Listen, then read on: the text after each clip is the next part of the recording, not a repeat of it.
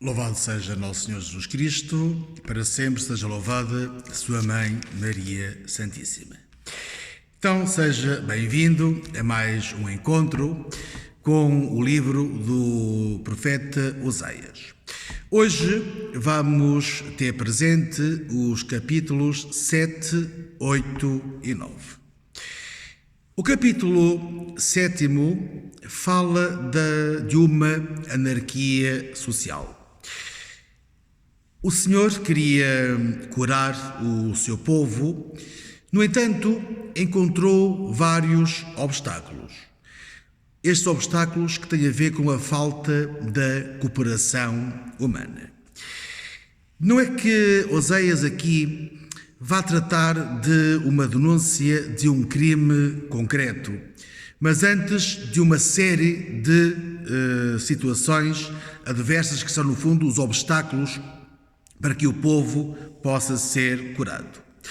Que lista é esta? Fala de iniquidade, de malícias, de fraudes, roubos, adultérios, mentiras e intrigas. Para tudo isto, podíamos nós fazer a pergunta: de quem é a culpa? Efetivamente, Oseias não vai atribuir a culpa apenas a uma pessoa, mas antes a uma série de pessoas, ou seja, como se todo o povo fosse culpado. Ele fala dos reis, fala dos príncipes e vejam o que diz o versículo 7, que diz o seguinte: todos eles ardem como um forno e consomem os seus juízos. Todos os seus reis caíram, sem que nenhum deles se tenha invocado. Este capítulo 7 termina com uma referência às alianças estrangeiras. Para entender estas alianças estrangeiras, temos de perceber e contextualizar a situação política na altura. Encontramos uma situação com uma série de crises políticas internas e os reis, havia sempre uma sucessão porque não havia uma permanência do rei no poder.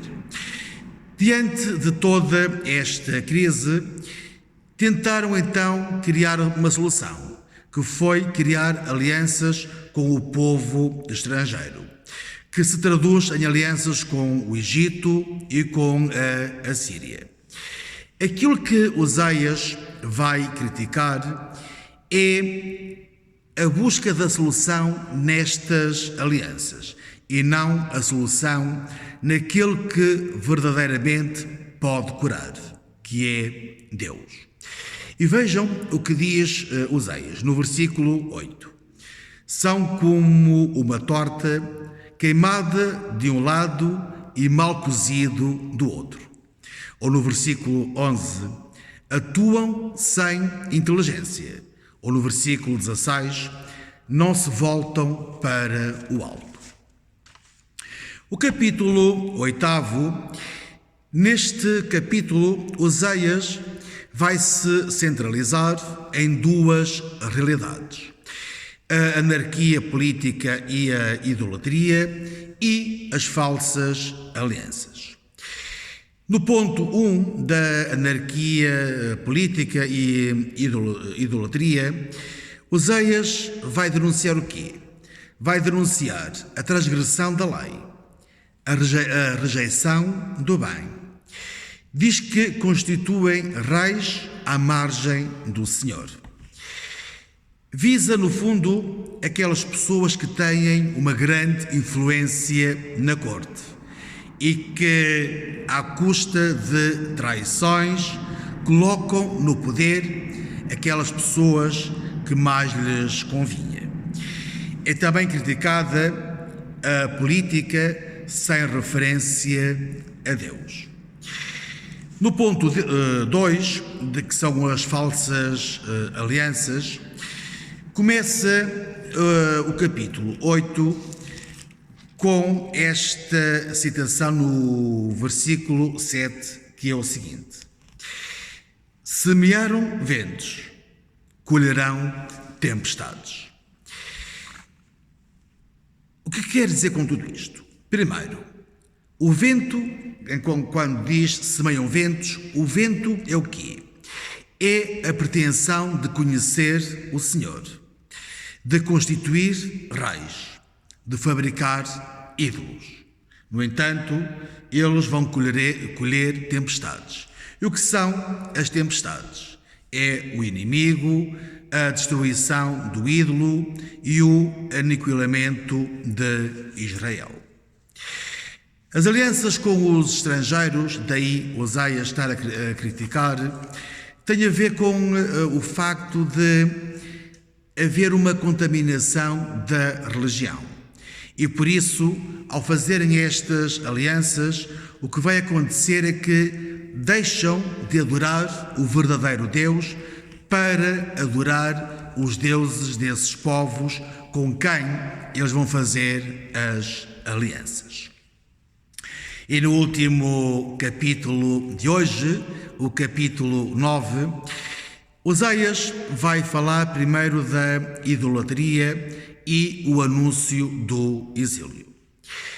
Nos primeiros 5 versículos, encontramos uma série de ações relacionadas com o culto e com a impossibilidade de oferecer um culto agradável a Deus quando estiverem no desterro da Assíria ou do Egito.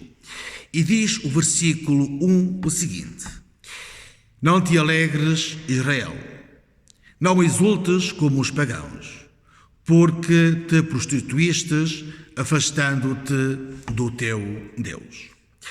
Termina o capítulo 9 com 2 castigos. O castigo a Efraim e depois o castigo a Gilgal. O castigo de Efraim, diz o versículo 10 deste capítulo 9. Encontrei Israel como cachos de uvas no deserto. Vi os vossos pais como os primeiros frutos da figueira. É esta a imagem que Oséias vai buscar. A referência às uvas e aos figos.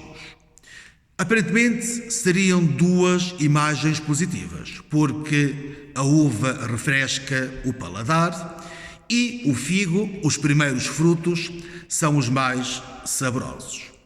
Contudo, Oséias sabe que, na verdade, as coisas não são assim. E porquê? Porque as uvas do deserto são amargas e porque os primeiros figos ficam muito pouco agarrados à árvore e perante qualquer abanão eles caem. Caem com muita facilidade. Assim é Efraim. Deus alegrou-se por encontrá-lo no deserto e colocou nele as suas esperanças. Mas em Baal-Peor desprenderam-se da árvore e começaram-se a consagrar à infâmia. Então qual é o castigo que anuncia Oséias para Efraim?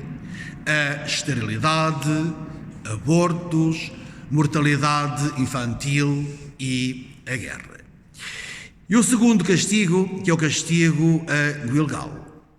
Gilgal é um lugar de infidelidade e de perversidade. Trata-se de um santuário onde a prática da corrupção do culto está presente. E por isso este capítulo 9 termina com o versículo 17 que diz o seguinte: O meu Deus os rejeitará, porque não o escutaram. Andarão errantes entre as nações. O Senhor esteja convosco e abençoe-vos Deus Todo-Poderoso, Pai, Filho e Espírito Santo. Amém.